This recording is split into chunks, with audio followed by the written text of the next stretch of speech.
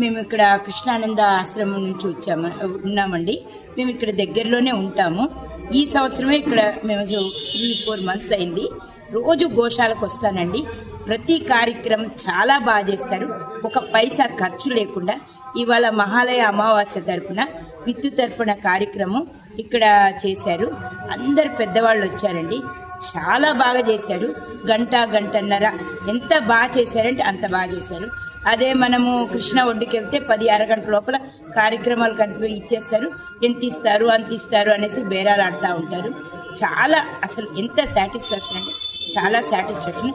పైసా కూడా తీసుకోకుండా మీరు ఏదైనా ఇవ్వాలనుకుంటే ఆవులకి మేత కోసం అక్కడ మీరు హుండీలో వేసుకోవచ్చు.